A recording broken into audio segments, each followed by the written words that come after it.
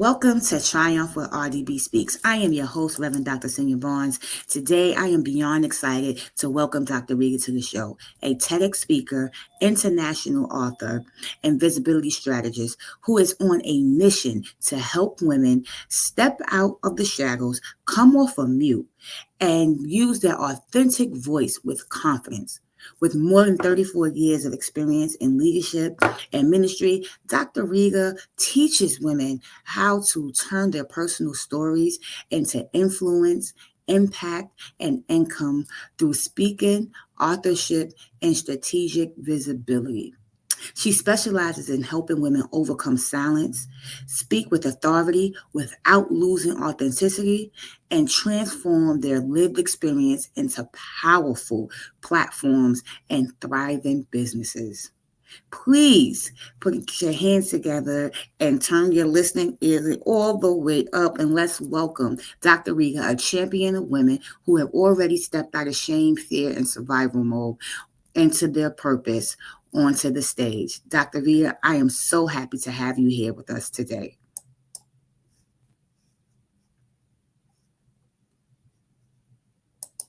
You write that in.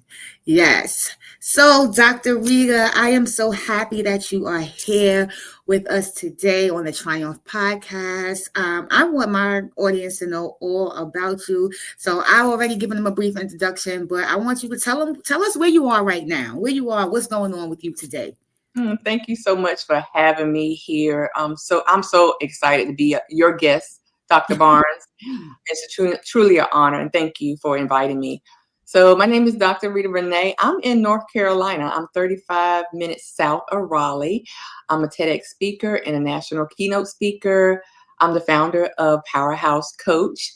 And before I ever started stepping on the stages into entrepreneurship, I spent 35 plus now years in nursing and corporate leadership. And I've mentored teams, I've served patients and their families, and I walked alongside women who were brilliant, capable, gifted, yet they were silent about their own needs and purposes and their voice. So, and then, as I said, that because I lived that too, that was my life. That was my journey. So I was successful on paper, yet quiet in the places where God had called me to speak. And then over time, I realized that many women aren't lacking talent or calling or preparation. They are simply living muted. And what I mean by that is that they present for everyone else, they're present, but absent for their own destiny. So my vision and my mission now is to help women come off mute, step out of the shadows, off the sidelines, reclaim their God-given identities, speak with clarity, confidence, and conviction. And I help women walk through life with spiritual grounding, emotional strength, strategic leadership, and unwavering faith without losing their voice and purpose or authenticity in the process. Oh my goodness, I love it. Listen, Trauma Blockers. I told you I was going to have a show for you today, and can you just see from the beginning? We didn't even get into the questions. Like, this is going to be so impactful, and I'm so happy that you mentioned that, because as someone too who has walked the journey of trauma, who has walked the journey of domestic abuse, and just multiple different things, being feeling like you're at the top of your career, and then something comes in and just spins your world around. We often find ourselves in those moments. That's when we recognize that we've given so much to other people, and recognize that where have I fallen short from myself.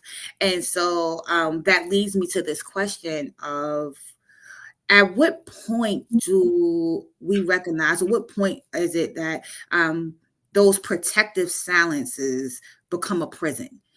We often hold things so close to the glove or so close to the sleeve because we don't want other people to know that we too are going through certain things. At what point does that become a prison? And how do you help women recognize when it's time to unmute their voice, even when fear tells them to stay quiet? Well, for a long time, and I'll share my personal story because that's how I best teach. I was, most women, we were led to just keep our mouths closed, right? Especially if you think about it when you were a child. Children are to be seen and not heard. So for a long time, I was called a silent achiever. So I was doing the work, I was serving others, I was showing up, I was accomplishing goals, yet, you know, I was holding back my own voice. And I had been conditioned, like many women, to be quiet, not rock the boat. Don't be an inconvenience to others, not shine too bright. You know how that we do. Mm-hmm. Silence felt safe. And so a lot of women, that silence, they found that to be a safe place because they don't have to listen to what nobody's telling them. They don't have to be critiqued, right? But it wasn't peace, it was suppression. Mm. And there came a moment when I realized, I said, wow, my silence was costing me. What was it costing me? It was costing me my joy. It was costing me my emotional health. It was costing me my leadership and honesty with me, being honest with myself, my identity. I was suppressing who God created me. And God never called us to disappear. He called us to declare who He is through our lives. Mm-hmm. And when I found my voice again, and I'm gonna tell you, and I'm not ashamed of it, but I know a lot of people probably say, you know what, that's me too. It was my late 40s, early 50s that Mm-hmm. I found my voice again, not through pride, not through, arrogance, but through healing and purpose. I made a commitment to help other people to come out that shame too. So, and how I help them do that, I make sure they understand that, first of all, that your voice is important. God created us with a voice, and you no longer have the luxury of being silent. You need to be heard. Oh, I love that. You said so many great things. One I want to touch upon is the idea of acknowledging that it was later in life when you realize, like, hey, I've been muting myself, or what do I like? What do I sound like? What do I want? Like, what is this voice in the background like I keep suppressing? What does that really sound like? Or what does it look like to let that voice be heard? And there's so many of us out here, or so many women out there who are experiencing that. I think about the 300,000 plus women who lost their jobs just this year alone. How many of them are going through that experience now of redefining what that looks like? And when you're redefining yourself in your 40s, as someone who's in their 40s, in your 40s, there could be a bit of feeling of shame that goes along with that, not intentionally, but subconsciously. Right. So I'm happy that you point that out, to not be ashamed of those shameful feelings. Just make sure that you're putting action behind it and you're letting your voice shine through. When in the process of letting your voice shine through, there's also that it's also that connection of authenticity, right? And with this, Yes. that authority of your voice, of taking authority. And there's often tension that many women face when stepping into visibility, especially women of color, and women who have survived adversity. They're often told as professionals, like, either you have to tone it down. You said it best when you first saw it. Like, some people have that idea of you're not there to be seen and not to be heard, or they want to keep you in this pretty woman phase. But you can be both pretty, sharp, intelligent, and brilliant at the same at the same time. So what does it look like when you're being told to, like, tone it down? How do you teach women to speak with Mhm. authority without losing that authenticity? Right. Well, I want to share that. Just go back a little bit, and this is going to glide into what you're asking me. That when I first knew that I had a voice, I was actually speaking to someone. I was speaking at an event, and that person said, "Wow, your voice like penetrated." Mm, And I wasn't loud, but what I was saying had an impact. And as women, sometimes we do need to tone it down. mm, I'm not saying everybody does, because there's a time and there's a place for everything. mhm, And we don't have to be the loudest person in the room to be the most impactful person in the room. And a lot of us have been sold that as well. So I want women to just understand that you have a voice. You don't have to scream to be impactful. The neck roll is not necessary, the snapping the fingers, none of that, clapping back is not necessary, because you have been created uniquely. We just need to know the strategic way to get our point across. I'm not saying we have to play games, but how we unmute our voice to get our point across, to get people to listen to our ideas, has a lot to do with our stance and our presence as well. And a lot of people think that they have to be the loudest person in the room to get the attention, and that's not true. Because whatever purpose and whatever place that you have been planted, you're going to get that attention. When you have something that needs to be heard and said, and it's going to be impactful and change the lives of people, they're going to listen to you. And you have to believe that. The problem is that sometimes we don't believe in ourselves. And so when I help women to be authentic and to unmute, it's a process, because it's not only just a process to go through that, but it's also a mindset. It's about moving from fear to clarity, from silence to a confident purpose. So the first thing I use is a framework called Unmute Framework. And the U stands for understand your assignment. Who did God call you to be? The issue is that we see a lot of people on social media. We see a lot of people in our job. We see a lot of people when we go out and network, and we feel like since they're getting that much attention, since they're getting that much traction, we need to mimic what they're doing. And you may have to mimic the process. There's nothing wrong with why reinvent the wheel, but you don't have to mimic their personality. That is so true. I'm happy you mentioned that, because that makes me think of how often people tend to try to gravitate to whatever is happening now, the new trend, the new fad. You have to recognize it's okay to take pieces, but it's important for you to mold it to who you are, so that you are still representing you. No one can tell your story the way you can tell your story, and you can't tell anyone else's story for them. And so there's this distinction that needs to be understood between code switching as well as and being authentic. I can switch up my tone. That doesn't necessarily mean I'm code switching, but I'm switching up my presence for where I am. I'm switching up my tone for where I am, because I want my message to be heard and not the loudness of everything else. So when I'm with my friends, I can laugh loud. I can do all those things. But when I'm being professional, no one wants the loud snapping, screaming out. Like, they don't want that person to manage their money. They don't want that person, to make the final decision. So it's not code switching. It's about being your authentic professional self. I always tell people there's two versions. You have your authentic self, that's for your personal friends and family, but then you have your authentic professional self, when you're showing up being the best version of yourself and showing up with the best intellect, and you're showing up being compassionate, but also emotionally intelligent and all things round and whole, so that you can get your mission done and not get distracted by all the things surrounding you. So thank you so much for sharing that. I wanted to ask you a question. I wanted to ask you about, how does a woman know when she's healed enough to share her story publicly, right? Because we're both public speakers, and we may know this, but for our listeners, for those who are tuning in, who may have stories that they want to share or go into public speaking, how do they know what part of their story to share when sharing publicly?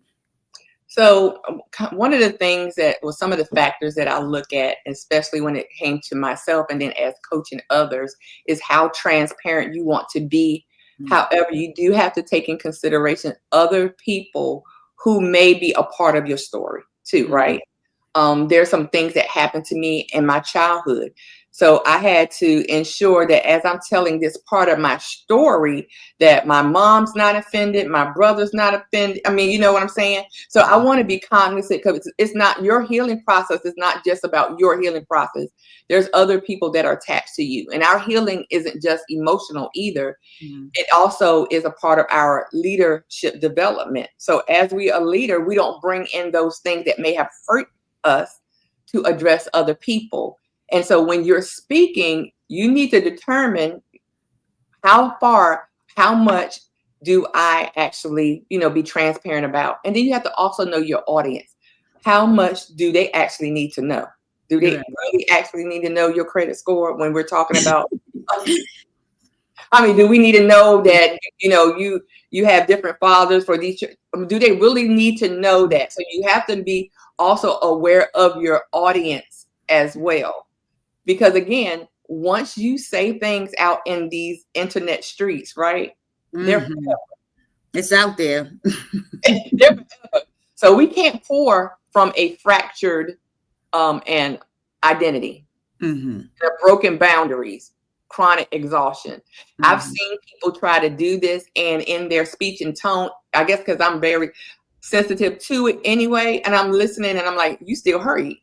Like, Mm-hmm. why you need to heal first? And so before I even talked about things like that, I made sure that I was healed first, because strength isn't proven by how much we endure, but how Mm-hmm. we recover, rebuild, and remain rooted in Christ. So I know that if I can talk about it and I don't have to worry about somebody, that's why I wrote a whole book. That'll solve the whole problem right there. Just write a book.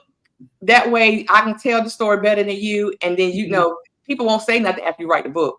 Mm-hmm. Anyway. That is so true. I'm glad you mentioned that because what I like to say, well, for myself, right? I often when I'm coaching people, I often tell them, write all your thoughts down.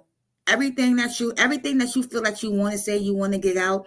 Your best way to healing is writing it down, and then if you want to publish it later, you publish it later. Right now, this might be something that you need to go off your chest, but you also have to remember that this story, although it is yours, it still has other characters. Of course, you are the main characters, but you have a lot of supporting characters that's in this story, right? And so before you put it out there, you want to make sure, like you said, you want to make sure that you are not hurting someone else on your way to healing. So what does, I'm saying? So what does that look like? That might look like having that sit down conversation with whoever it is that's a part of your story and say, listen, I'm on this journey for me to healing. This is how I'm going about doing it. Your name gonna come up. It may come up because you're a part of it, right? But give that person the option to say, like, hey, call me X, call me whatever, omit me from this. Before you get up and you stand up in front of everybody and say, well, let me tell you how this person wrecked my entire life. And they in the audience. and they in the audience, right? And now you got to ride back in the car with them all upset because you can prepare them for this journey that you can make it take them on, So write it down in the book. Probably publish it later or not, but at least if you want to share it that way first. That that's one way of going about it. I always, like I said, you are the main character of your story, but sometimes don't forget about the supporting characters that went along the ride on the way. And so it's another thing that you said that I wanted to highlight is understanding that if you're not in a healed place, it's very difficult to get up and share your story in front of a bunch of people, because now you're opening it up. You're opening yourself up to the critique of others. Yes. And so as a woman who is standing, and people like to say the standing on business, right? You can't stand on business if you up there and that foundation is not solid. Because if you get up there and then someone questions a part of you that's not healed yet, the response they might not get, the response that they get might not be from this healed place. You're trying to figure out why you keep butting heads with people, but that wound is still so raw and open that you may not have a rational response. That's so good. When that question comes up, or when that situation come up. And so that's why I wanted to definitely dig into that with you, as someone who definitely works with women and help them get through this process of how to reclaim their voice and how to come off mute. I also wanted to talk about, like, what does strategic visibility look like? Whew. Now, for me, and I've coached a lot of women on this too, you want to be in the places that you're needed. Mm. A lot of us will go to, and I'm guilty, that's why I can talk about it. When I first came to this area, I didn't know anybody. So I was going to all these different groups, all these, I'm just wasting gas going here, going there, not making true connections. But when I decided to say, hey, what is it that I'm trying to do? What is my purpose? What is my mission? Who do I want to help? What problems can I solve for them? Then I put myself in those places where I needed to be versus the places that I wanted to be. Mm. Because you can waste a lot of time and energy, and then people may not receive you, or they won't see the value in you and what you can bring because you're in the wrong room. And we get upset saying, well, I don't know why these people don't understand that I can, because you're in the wrong room. You're in the wrong room. And it's okay. It's okay to step back and say, let me just evaluate myself. Of course, go to some invitations, but you have to be strategic about where, not only are you helping people, but you're still wanting to be helped yourself. Mm-hmm. I mean, That's we it. pour out Yes. so much. It's okay for you to reciprocate from what you're doing. That Because that's is what so entrepreneurs true. have to do. That I couldn't agree. I couldn't. When I first started, when I first decided, not started, when I first decided that I wanted to go into the speaking realm, moving away from the educational sector, I was like, okay, let me join all these speaker bureaus. Let me join this. Let me join these groups. There's a lot that I probably can learn from these people. And I'm like, okay, I'm realizing that I'm sharing resources and sharing all these things, but it wasn't being reciprocated.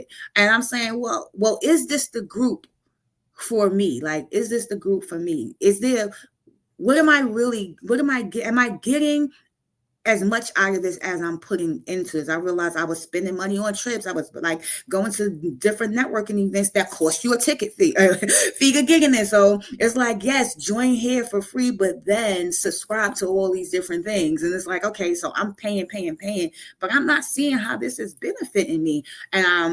And so when you said about the strategic visibility, that really hit home for me, because I had to realize in starting out, like, was I being strategic, or was I just saying, okay, this is the thing that I think that I'm supposed to do, and trying to build connection. And I feel like there's so many people out there who are starting and don't know how, because they don't know where to place themselves, or figuring out their actual niche. That visible strategic visibility is a must, or at Yeah. least aligning yourself with someone who can help you better understand to put you in the right places. And I definitely approve of that, because as Mhm. coaches, you know how that is. This is what we do. This is how, we have this gift that we can see past all the smoke, right? And we can steer the ship in the right direction and keep you Right. from going off, hitting the shore, right?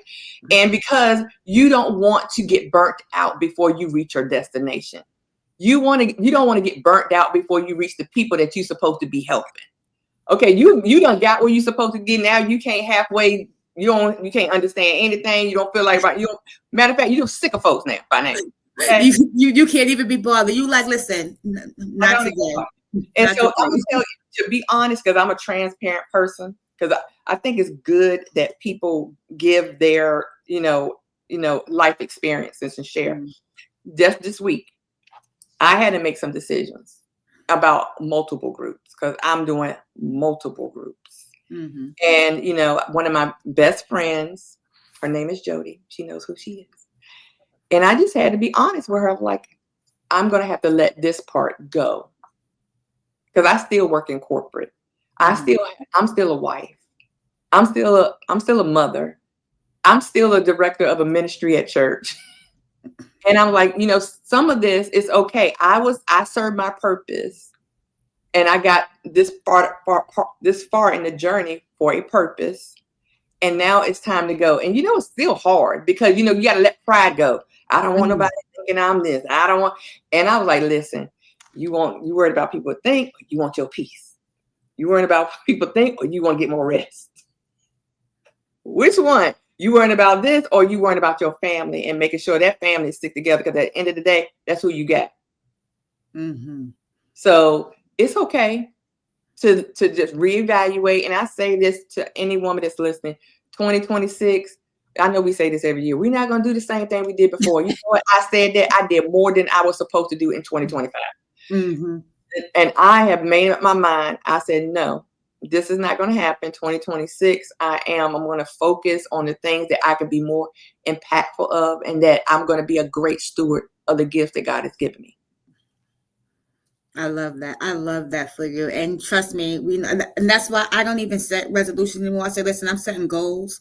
I'm setting goals, and then this way I can set this big goal, and then I can put some small goals, some small goals that's going to help me get to this bigger goal. Because I realize when you do a resolution, you start off and you have this big grand scheme, no small goals, no roadmap to it, and then when it's not going the way you want, what do? You give up, right?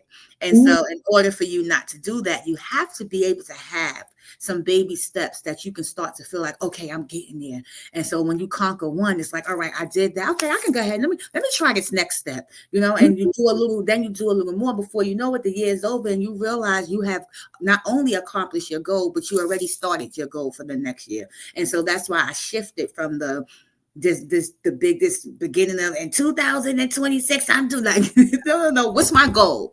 And so You know why? Because a lot of it is done out of emotion. And then when that emotion and the excitement is gone, you like, okay, you don't have anything to motivate you after that. But if you have those small, short goals that halfway to that big goal, then you can see those little wins, and it keeps you going.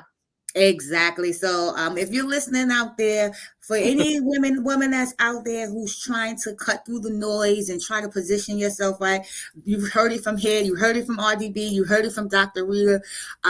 Start off with some small goals that you can accomplish, some actionable steps that you can see yourself winning and growing to get to the bigger goal. Don't just give up, but make sure that they're things that are attainable for you so that you can see the win in your future. That's how you're going to triumph through the trenches. Now, you mentioned something. You mentioned about being in the ministry. You mentioned about being in your leadership. And I wanted us to talk about tying, as a woman of a cloth too, I want to talk about how we tie in that faith, fear, and courage. And when it comes to visibility and being seen. And so with over 3 decades, come on now, with over 3 decades in ministry and leadership, you've witnessed how faith intersects with fear, especially for women who have been taught to be humble or quiet or to put others first.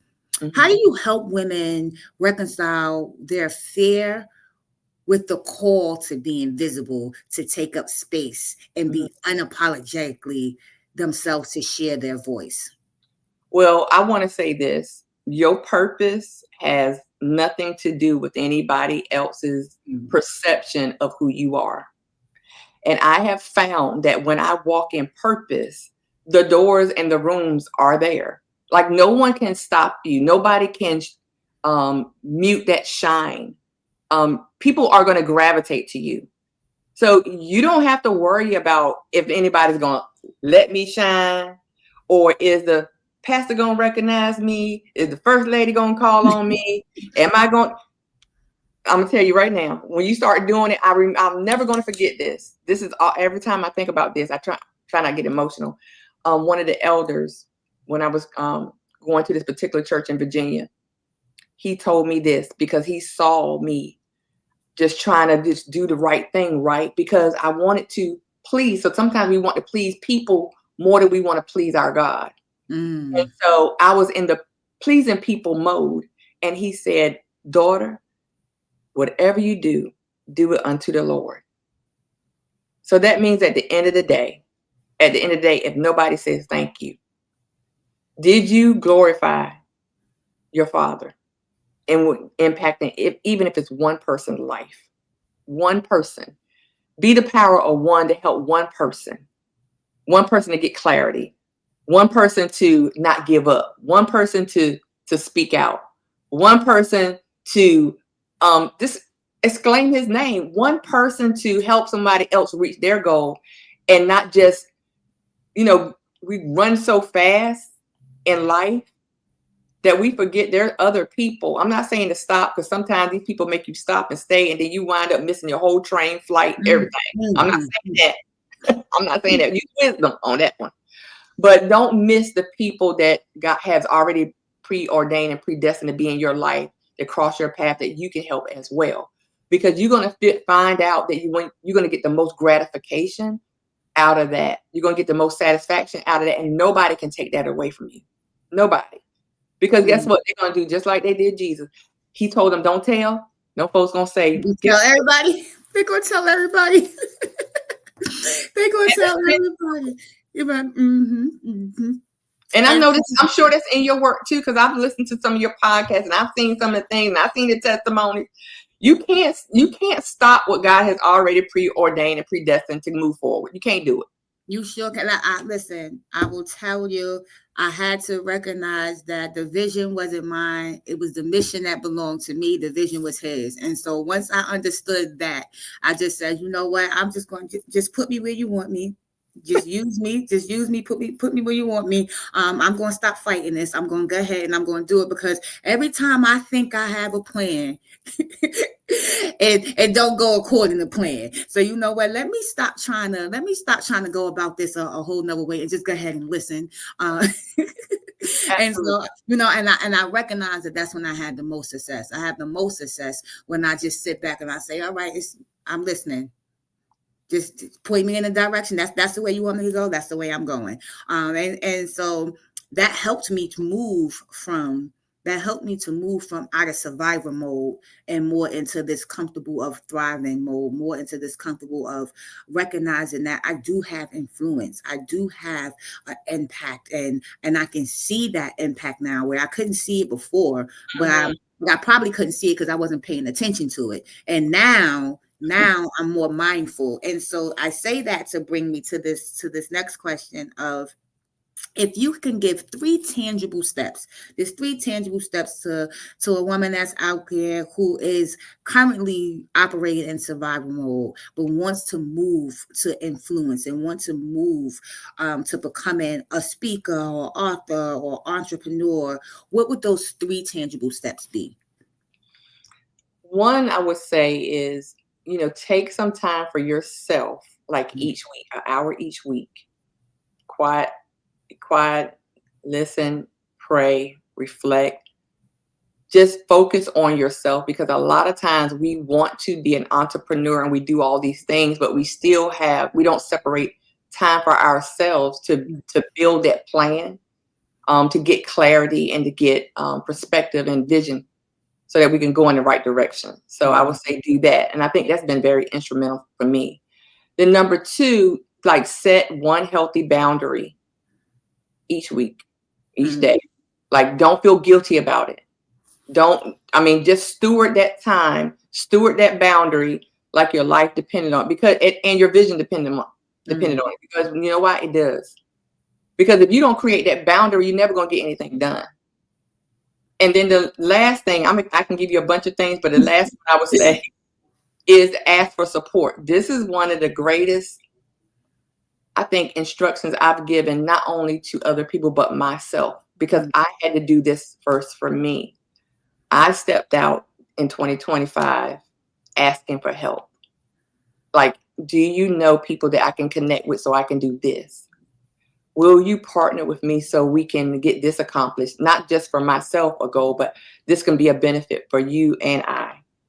And how can you support me in this? This is where I'm struggling at, because sometimes we want to, and this comes from comparison, we want everybody to think that we got it all together when we do not. And you can't be authentic when you're sitting there pretending that you have it all together. You can't connect with other people, because we don't. That is so true.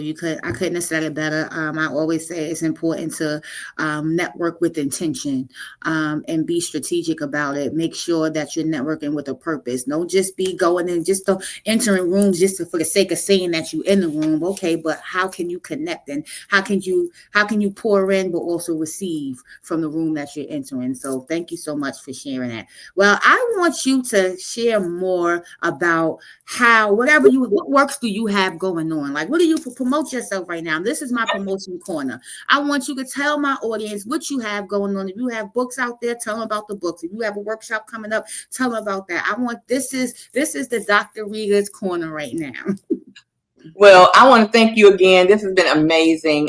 What I'm doing right now, I am continuing to focus on helping women get on platforms. So I will have a Black Friday special coming out on a Powerhouse Unmute Masterclass that people can enroll into. It can self-paced. It has a lot of resources for you so you can be visible. Also has free gifts for you as well. So that masterclass is going to be a game changer, and I think that everyone can benefit off that. Before you get into 2026, you're going to already be prepared. So I have multiple books. I have 9 books, and I co-authored 4 books, and you can go and see that on drritarenee.com.